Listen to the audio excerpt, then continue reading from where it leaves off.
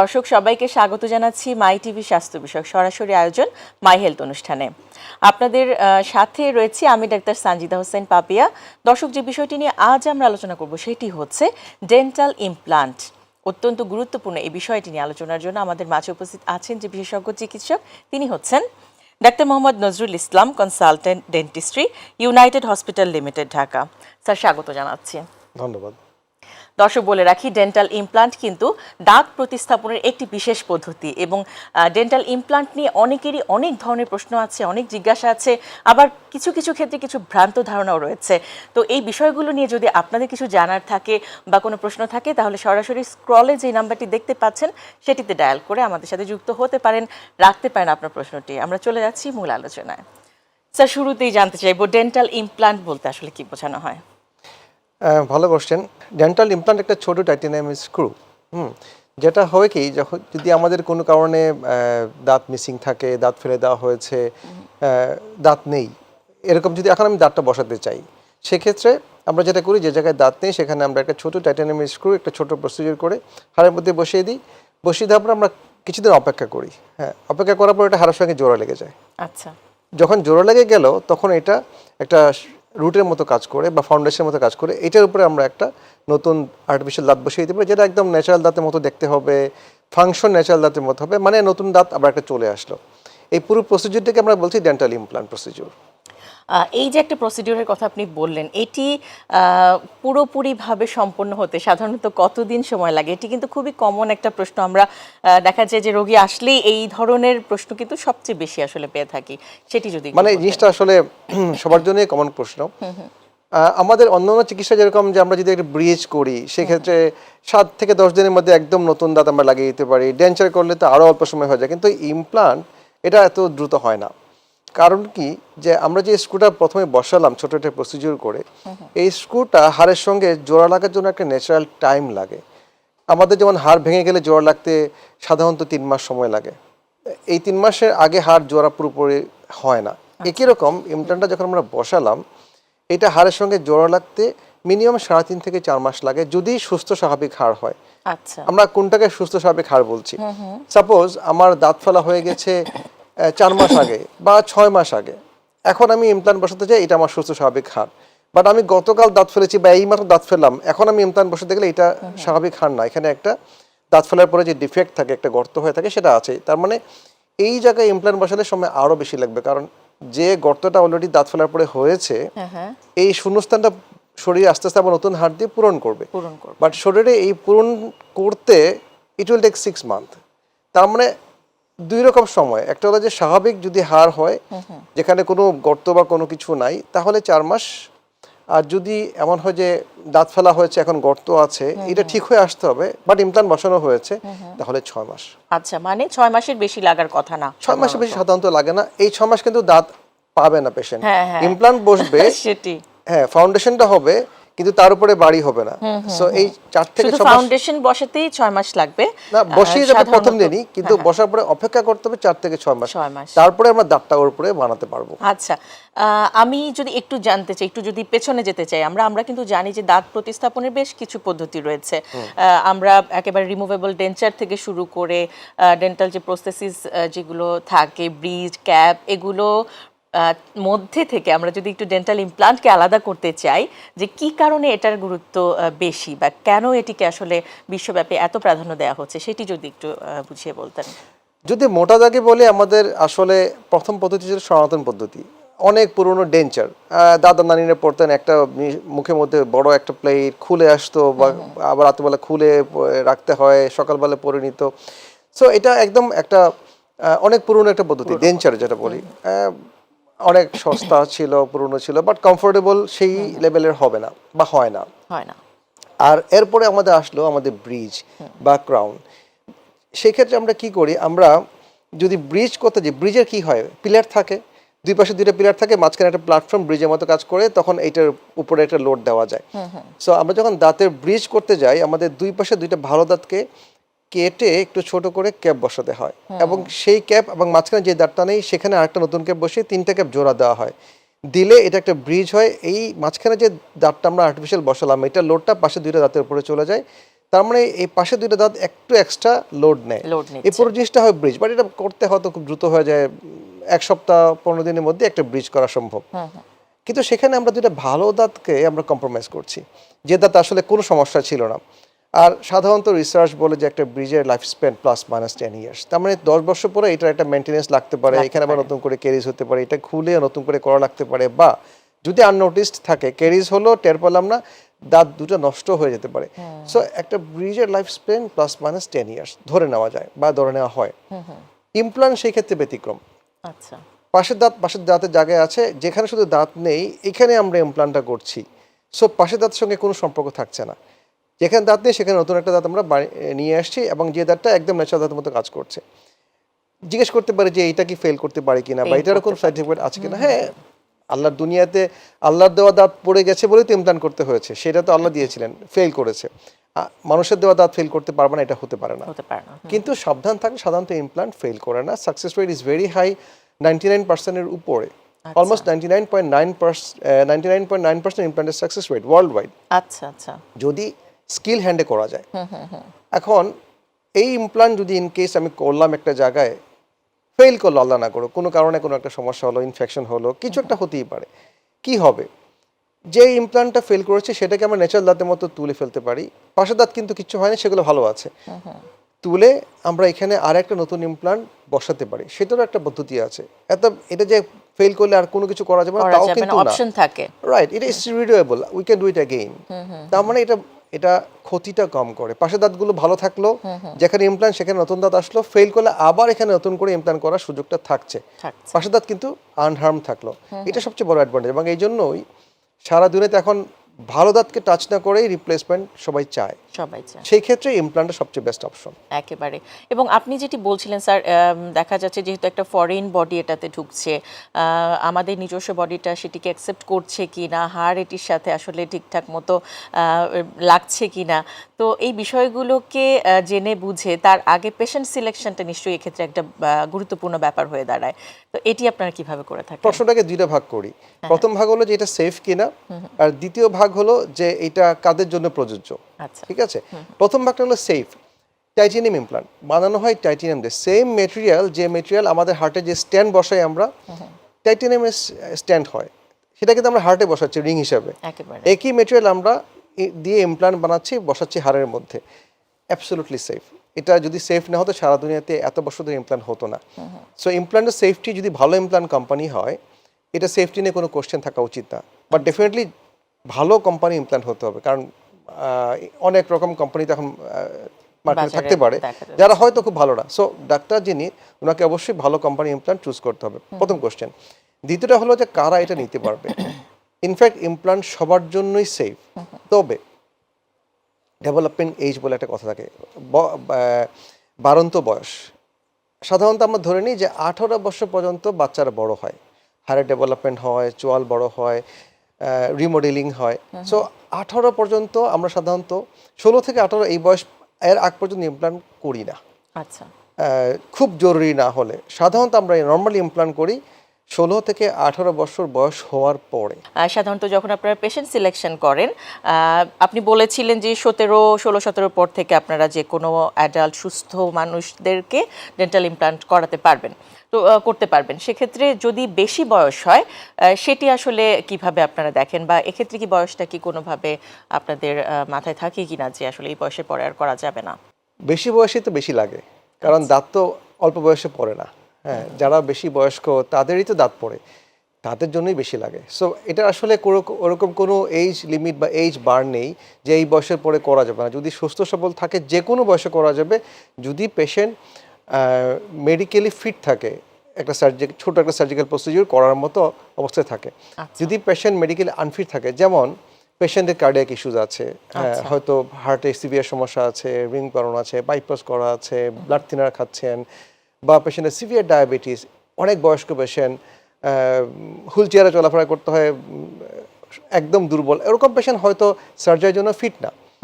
এইরকম পেশেন্ট ছাড়া বাকি যারা আছেন, বয়স্ক হোক আর অল্প বয়সী হোক, সবাই ইমপ্লান্ট করতে পারবে। এটা এমন কোনো বড় কিছু না এবং খুব সেফ যদি ঠিকমতো করা যায়।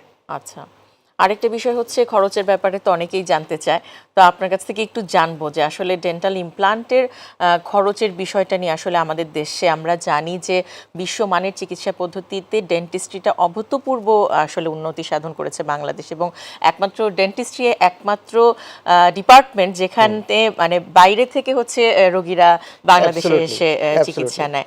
তো এক্ষেত্রে ডেন্টাল ইমপ্লান্ট আসলে কিভাবে কি মানে খরচের ব্যাপারটা যদি একটু বলতেন। আচ্ছা, খরচের ব্যাপার বলতে গেলে একটু আসলে কম্পারিজন করতে হয়, তুলনা দিতে হয় যে আসলে আমাদের এখানে খরচ কার হিসেবে কম বা কার হিসেবে বেশি। আমি উদাহরণ দিই, আমি তো সিঙ্গাপুরে পড়াশোনা করেছি, আমি সিঙ্গাপুরে ন্যাশনাল ইউনিভার্সিটি হসপিটালে ছিলাম, ওইখান থেকে আমি পোস্ট গ্রাজুয়েশন করেছি। আমাদের ডিপার্টমেন্টে সিঙ্গাপুরে ফ্যাকাল্টিতে আমরা যখন ইমপ্লান্ট করতাম, সেখানে ইমপ্লান্টের চার্জ ছিল তখন 2009, 10, 11 এই সময় $4,500 সিঙ্গাপুরিয়ান ডলার।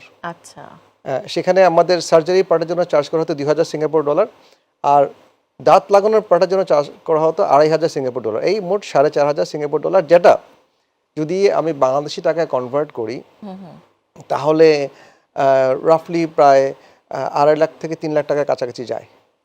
ঠিক আছে, আচ্ছা। সো এটা জাস্ট একটা উদাহরণ দিলাম। সেই হিসাবে বাংলাদেশে আমরা এখন ইমপ্ল্যান্টের জন্য যে চার্জ করি, তার এটা 3 ভাগের 1 ভাগও না, বা আরও কম, হয়তো 4 ভাগের 1 ভাগ চার্জ করি এখনো এই অবস্থায়। সেই তাহলে বলতে হয় যে বাংলাদেশে ইমপ্ল্যান্টের চিকিৎসা খরচ অনেক কম, তারপরেও ইমপ্ল্যান্টের চিকিৎসা খরচ আসলে বেশি অন্যান্য ট্রিটমেন্ট। কারণ কি, যে ইমপ্ল্যান্টটা আমরা ব্যবহার করি, যে টাইটানিয়াম স্ক্রুটা ব্যবহার করি, এই স্ক্রুটা তো titanium screw is expensive device. হ্যাঁ, এটা যখন বাংলাদেশে আসে, এটা বাংলাদেশে বানানো হয় না, বিদেশ থেকে আসে, হয়তো ইউরোপ থেকে আসে, আমেরিকা থেকে আসে, কোরিয়া থেকে আসে, যারা এগুলো ভালো কোম্পানি। আসার পরে ওটা যে দামে আমরা পাই, ও দামটাই বেশি। এখন যদি আমাদের গভর্নমেন্ট সহৃদয় হয়ে এই দাম কমানোর কোনো ব্যবস্থা করেন, তাহলে অবশ্যই এই চিকিৎসার খরচ আরও কমে আসবে। বাট জিনিসটা এক্সপেন্সিভ ডিভাইস, এই জন্য চিকিৎসা, এর মধ্যে যে ইকুইপমেন্টগুলো ব্যবহার করা হয় এগুলো সেগুলো আসলে এক্সপেন্সিভ। হ্যাঁ, ইমপ্ল্যান্টের সমস্ত কিছু এক্সপেন্সিভ। ইভেন ইমপ্ল্যান্টের যে ট্রেনিংগুলো আমরা করতে হয়েছে, আমরা যে শিক্ষা বাইরে থেকে নিয়ে এসেছি, বা এখনও যে ট্রেনিংগুলো আমরা করি দেশের বাইরে গিয়ে, প্রতিটা ট্রেনিং ইজ ভেরি এক্সপেন্সিভ। মানে ন্যূনতম একদিনের ট্রেনিংয়ের জন্য আমাদের যে খরচ হয়, সেটা হয়তো আমাদের 1 মাস ইমপ্ল্যান্ট করলেও সেই খরচ উঠে আসবে না, কথা বলছি। সো এই ইমপ্ল্যান্ট রিলেটেড সমস্ত কিছু খুব এক্সপেন্সিভ। তো সেই ক্ষেত্রে এই চিকিৎসাটা খুব সাশ্রয়ী মূল্যে দেওয়া, অ্যাটলিস্ট এই বর্তমান সময় সাপেক্ষে এত সহজ না, বা তারপরে আমরা চেষ্টা করেছি যতটুকু কমে পেশেন্টকে সাহায্য করা যায়। তবে যে বেনিফিটটা পেশেন্ট পায় সেই তুলনায় কিন্তু এর খরচটা আসলে একেবারে কিছুই না বলা যায়। কারণ সারা জীবন একটা মানুষ তার ন্যাচারাল দাঁতের মতো আর্টিফিশিয়াল দাঁত ব্যবহার করছে, এটি কিন্তু একটা পরম পাওয়া। কারণ দাঁত যার নেই সে জানে তো আসলে দাঁতের কি মূল্য। আচ্ছা স্যার, ডেন্টাল ইমপ্লান্ট নিয়ে আরেকটা প্রশ্ন আমরা দেখি যে রোগীরা করে থাকে প্রায়, সেটা হচ্ছে ওদের মধ্যে একটা ভয় কাজ করে যে এটা ব্যথা পাবো কিনা, বা আসলে আপনারা কিভাবে করবেন, বা কোন ধরনের অ্যানেস্থেসিয়া দেবেন, এই ধরনের নানা প্রশ্ন কিন্তু থাকে। এটি যদি একটু বলতেন। এটা আমি বলবো যে খুবই স্বাভাবিক একটা ফেনোমেনা। হ্যাঁ, সার্জারিতে ভয় পায় না এমন লোক তো দুনিয়াতে নাই। হ্যাঁ, ইভেন একটা ছোট বাচ্চা দুধ দাঁত ফেলতে গেলে ভয় পায়, বড়রাও একটা ফিলিং করতে গেলে ভয় পায়। ঠিক আছে, কিন্তু এই ভয়টা কতটুকু আসলে পাওয়া যেতে পারে বা যৌক্তিক? হ্যাঁ, আমি একটা গল্প বলি। আমার একজন পেশেন্ট এসছেন, উনি ইমপ্লান্ট দরকার, কিন্তু উনি ইমপ্লান্ট বা কোনো দাঁতের চিকিৎসা করাবেন না। হ্যাঁ, এবং এই অবস্থা হতে হতে ওনার মুখে অলমোস্ট কোনো দাঁতই নেই, নিচের চোয়ালে কিছু আছে, উপরে চোয়ালে কিছু নাই। হ্যাঁ, ওনার মিসেস ওনাকে ধরে নিয়ে এসছে যে না, ট্রিটমেন্ট করাতে হবে। উনি আসতে রাজি না। উনি এসে বলছে যে আমি তো ভালোই আছি, আমার খেতে রাতে কোনো অসুবিধা না, আমি দাঁত ছাড়াই খেতে পারি, আমার কিছু লাগবে না। কিন্তু ওনার মিসেস ওনাকে ধরে নিয়ে এসছে এবং ওনার অনেকগুলো ইমপ্লান্ট লাগবে। তো প্রথম যেদিন আমরা সার্জারি সব রেডি হলো, ওনাকে বসানো হলো চেয়ারে। উনি চেয়ারে বসে উনি ভয়ে কাঁপতে কাঁপতে উঠে বলে, আজকে ডাক্তার সাহেব না করি। তাই বললাম কোনো অসুবিধা, আপনি আজকে না করেন, আপনি মন ঠিক করে সাহস নিয়ে আসেন। উনি আরেকদিন সেকেন্ড ডেতে আসলো। আসার পরে ওনার আমরা ইমপ্লান্ট করলাম এবং সমস্ত কিছু হয়ে গেল। উনি অনেক দিন পরে ফলো আপে এসছে। আমি হাসতে হাসতে বললাম যে আপনার তো এখন এতগুলো ইমপ্লান্ট হলো, কোথায়, আপনি তো খুব তো ভয় পাচ্ছিলেন। উনি আমার সামনে বসে বলে, ডাক্তার সাহেব আপনাকে বলি একটা কথা, যদি আপনি এই এতগুলো ইমপ্লান্ট কাজ করেছেন, এত কিছু করেছেন, যদি আমি সামান্যতম ব্যথা পেতাম, আমি ছুটে এখান থেকে বের হয়ে যাই, আপনি আমাকে আটকাতে পারতেন না। আপনি কেমন করে করেছেন আমি জানি না, বাট আমি ব্যথা পাইনি বলে আপনি আপনার চিকিৎসাটা শেষ করতে পেরেছেন, আদারওয়াইজ আমি কিন্তু এখানে থাকতাম না। তো এটা হলো কি, যে ইমপ্লান্ট ব্যথামুক্তভাবে করা যায়। স্যার, আপনার আরো একটি বড় পরিচয় আছে যেটি ইতিমধ্যে আমি দর্শকদেরকে বলেছি, তার সাথে সাথে আপনি একটি সংগঠনের secretary general, dental implant association of Bangladesh, DIAB যেটিকে আমরা বলি। এটি সম্পর্কে একটু জানতে চাই। আমরা জানি যে ডেন্টাল ইমপ্লান্টের সাথে এই সংগঠনটা অনেক ওতপ্রোতভাবে জড়িত। তো কি করছেন আসলে, বা কোন উদ্দেশ্য নিয়ে, কোন উদ্দেশ্যকে সামনে রেখে আপনাদের এই সংগঠন? ভালো একটা প্রশ্ন। ব্যাপারটা হলো কি যে একটু আগে বললাম না যে ইমপ্লান্টের আনুষঙ্গিক যা আছে সবই খুব এক্সপেন্সিভ। এটার যে ট্রেনিংগুলো, আগে বাংলাদেশে কোনো ট্রেনিং হতো না, আমাদেরকে দেশের বাইরে যাওয়া লাগতো, সেসব জায়গায় যাওয়া আসা, ট্রেনিংয়ের খরচ, অনেক অনেক খরচ, বেশ সাপেক্ষ। তা আমাদের পরে মনে হলো যে আমরা তো ট্রেনিং বাইরে করেছি, কিন্তু আমাদের এখানে যারা আছেন তারা অনেকেই হয়তো বাইরে যেতে পারেন না। কিন্তু ইমপ্লান্ট এমন একটা জিনিস যেটা ভালো ট্রেনিং ছাড়া বা ভালোভাবে শেখা ছাড়া এটা করাও কিন্তু আসলে সেফ না। তার মানে শিখতেই হবে, ট্রেনিং নিতেই হবে। আবার ইমপ্লান্টটাকে আমরা করতে চাই বাংলাদেশে বেশি বেশি করে, এবং সবাই যেন ডেন্টিস্টে করতে পারেন সেটাও আমরা চাই। মানে যত বেশি ডক্টর অ্যাভেলেবিলিটি বা সার্জন অ্যাভেলেবিলিটি, পেশেন্টের লাভ হবে, বা স্কিল যত বাড়বে তত পেশেন্টের লাভ হবে। বেশি ডেন্টিস্ট করলে বেশি পেশেন্ট, মানে আমি একা 10 জনকে করতে পারবো, কিন্তু 100 জন যদি করে তাহলে 10,000 লোক সার্ভিসটা পাবে, তারপরে দেশের সার্ভিসটা। তো আমাদের তখন চিন্তা হলো যে না, আমরা যারা আমরা বাইরে থেকে শিখে এসেছি, আমরা আমাদের লোকাল ডেন্টিস্টকে আমরা শিখাবো। সেই লক্ষ্যেই এই অ্যাসোসিয়েশনটা করা, যে dental implant association of Bangladesh. আমাদের লোকাল ডেন্টিস্টদের যারা আমরা শেখাতে পারি এবং তারা যেন আরও অনেক লোককে এই ইমপ্লান্ট সার্ভিসটা দিতে পারে। এবং মাশাআল্লাহ আমরা এখন আজকে এই অবস্থা দাঁড়িয়ে আমরা বলতে পারি যে আমরা অনেকগুলো বেসিক কোর্স করিয়েছি, অনেক ডেন্টিস্ট আমাদের সঙ্গে থেকে এই ইমপ্লান্ট শিখেছেন। বাংলাদেশে এখন ইমপ্লান্ট মোটামুটি পেশেন্টও জানেন যে ইমপ্লান্ট একটা ট্রিটমেন্ট অপশন। আগে যেটা হতো কি যে পেশেন্ট আসলে আমাদেরকে বলতে হতো যে আপনার ইমপ্লান্ট দরকার, পেশেন্ট বলতো যে ইমপ্লান্ট জিনিসটা কি, আমাকে বোঝাতে হতো। এখন উল্টোটা, এখন পেশেন্ট এসে বলেন যে ডাক্তার আমি ইমপ্লান্ট করতে চাই, আমি আমেরিকায় দেখিয়েছি, ওখানে অনেক খরচ, আমি এখানে এসেছি ইমপ্লান্ট করার জন্য। এবং এটা আমাদের অনেক পেশেন্ট আসে। এই লক্ষ্যটা সামনে রেখে আমাদের এই অ্যাসোসিয়েশনটা করা, এবং এটা আমরা 2017-তে শুরু করে আজকে 2024-এ এসে আমাদের প্রচুর ডেন্টিস্ট আমাদের সঙ্গে থেকেছেন, ইমপ্লান্ট শিখেছেন, ইমপ্লান্ট এখন নিজেরা করছেন। আমরা ট্রেনিংয়ের পাশাপাশি আনুষঙ্গিক আরও অনেকগুলো কাজ করি। যেমন বাংলাদেশের যে ডেন্টিস্ট্রিতে ইমপ্লান্ট একটা ভালো ট্রিটমেন্ট হয়, এটা এখন বাইরেও কিন্তু জানে কেমন করে। আমরা ইন্টারন্যাশনাল কনফারেন্স অ্যারেঞ্জ করেছি। প্রথমটা করেছি 2020 সালে রেডিসন ব্লুতে, দ্বিতীয়টা করেছি, তৃতীয়টা করেছি, এখন সামনে আমাদের তৃতীয়টা চলে এসছে। 2024-এর মার্চের 8 তারিখে আমরা হোটেল রেডিসন ব্লুতে আমাদের 3rd ইন্টারন্যাশনাল কনফারেন্স করতে যাচ্ছি। এবং এই কনফারেন্সে লোকাল ডেন্টিস্ট তো থাকবেনই, দেশের বাইরে থেকেও আসবেন, স্পিকার আসবেন, যাতে করে আমাদের দেশে যে ইমপ্লান্ট হচ্ছে এবং ডক্টররা যে সফলভাবে করছেন, মানে আমরা যে করতে পারি, বাইরে বা দেশের বাইরে যারা আছেন সেই সার্জনদের এখন আমরা একসময় তো পিছিয়ে ছিলাম, এখন আর পিছিয়ে যাচ্ছি না, আমরা আগাতে পারছি। এবং এইটার জন্যই অ্যাসোসিয়েশনটা, যাতে ডেন্টিস্টরা সবাই মিলে আমরা একটা কিছু করতে পারি। এবং এই জন্যই এই ডিয়াবটা আমরা সবার জন্যই কাজ করে যাচ্ছি, এবং এই জন্যই বানিয়েছি ডিয়াব। নিশ্চয়ই, এবং এই ডিয়াবের উত্তরোত্তর সাফল্য কামনা করছি, এবং খুবই সুন্দর একটা উদ্দেশ্য নিয়ে কিন্তু আসলে আপনারা এগোচ্ছেন। আমি আশা করছি যে যে কথাটা বলেছেন শুরুতেই, কারণ আমাদের যারা ডক্টর আছেন বা ডেন্টিস্ট রয়েছেন তাদের প্রধান উদ্দেশ্য, প্রধান লক্ষ্যটাই থাকে রোগীর সেবা করা, এবং যত অ্যাভেলেবিলিটি বাড়ানো যায় সেটিকে অবশ্যই নিশ্চিত করা। তো সেক্ষেত্রে ডেন্টাল ইমপ্লান্ট যাতে সবার একটা নিজস্ব নিজের যে আয়ত্ত তার মধ্যে যাতে চলে আসে, সব রোগীরা যাতে এই সেবাটা পায় আপনাদের এই সংগঠনের মাধ্যমে, সেটি কামনা করছি। একেবারে শেষ দিকেই চলে এসেছি, টুকটাক আরো কিছু প্রশ্ন রাখতে পারি। যেহেতু বলছিলেন যে ডেন্টাল ইমপ্লান্টের ফেলিওর হওয়ার সম্ভাবনা খুবই কম, কিন্তু তারপরও যে কোনো সার্জারিতে তো আসলে ফেলিওর হতেই পারে। সেক্ষেত্রে যদি কারো ডেন্টাল ইমপ্লান্টের কোনো ইনফেকশন বা কোনো সমস্যা তৈরি হয়, রোগী কিভাবে বুঝবে সেটা? মানে এটা এমন রকেট সায়েন্স না।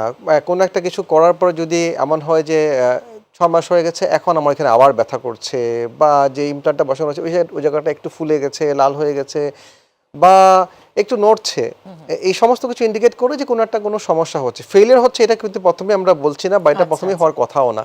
কোনো একটা সমস্যা হচ্ছে। এখন হয় কি যে ছোট একটা সমস্যা ছোট সময় যদি অ্যাড্রেস করা হয়, এটা আর বড় হয় না। কিন্তু এমন যদি হয় যে ছোট সময়ে সমস্যা হয়েছে, বাট আমার যেহেতু খুব বেশি অসুবিধা হয়নি, আমি এটাকে ইগনোর করেছি, 2 মাস পরে যখন আর ইগনোর করতে পারছি না, তখন ডাক্তার সাহেবের কাছে গিয়ে হাজির হলাম, ডাক্তার সাহেব দেখেন, ততদিন ইমপ্লান্টটা হয়তো ফেলিয়ারের মতো অবস্থায় গেছে। তো এই সুযোগটা যদি পেশেন্ট না দেয়, যদি শুরুতেই ছোট সমস্যা ছোট আকারে আবার সার্জনের কাছে ফিরে যায় বা ডেন্টিস্টের কাছে ফিরে যায়, তাহলে কিন্তু ফেলিওর রেটটা খুব বেশি না এবং এটা খুব ম্যানেজেবল, এমন কোনো কিছুই না। বাট ইগনোরেন্স করা যাবে না, Ignore অবহেলা করা যাবে না। স্যার একেবারে শেষ দিকেই চলে এসেছি, ডেন্টাল ইমপ্লান্ট নিয়ে আমাদের দর্শকদের উদ্দেশ্যে কি কিছু বলার আছে কিনা আপনার? না, অবশ্যই আছে। দর্শকরা, আমি একটা কথা বলতে চাই যে দাঁত এখন যদি না থাকে মুখের মধ্যে, অনেক অপশন আছে আপনার কাছে আমরা শুরুতে বলেছি ডেঞ্চার আছে, ব্রিজ আছে, এখন ইমপ্লান্ট আছে এবং সারা দুনিয়াতে ইমপ্লান্ট এখন সবচেয়ে ভালো দাঁতের প্রতিস্থাপন পদ্ধতি।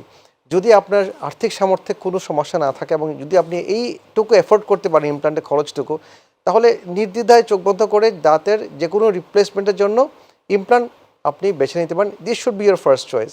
যদি এটা আপনার সামর্থ্যে না কুলায়, তাহলে হয়তো আপনি ব্রিজে যেতে পারেন বা ডেঞ্চারে যেতে পারেন, কিন্তু যাই করা হোক সময় মতো করতে হবে এবং বিশেষজ্ঞ চিকিৎসকের কাছে গিয়ে। Absolutely, sir absolutely. অসংখ্য ধন্যবাদ আপনাকে বেশ কিছু গুরুত্বপূর্ণ তথ্য এবং পরামর্শ আমাদের দেবার জন্য। আপনাকেও ধন্যবাদ। দর্শক, মাই টিভি স্বাস্থ্য বিষয়ক সরাসরি আয়োজন মাই হেলথে আজ এ পর্যন্তই। পরবর্তী অনুষ্ঠান দেখার আমন্ত্রণ জানিয়ে আজ এখানেই বিদায় নিচ্ছি। সবাই ভালো থাকুন, সুস্থ থাকুন নিরাপদে এবং অবশ্যই মাই টিভির সাথেই থাকবেন। ধন্যবাদ সবাইকে।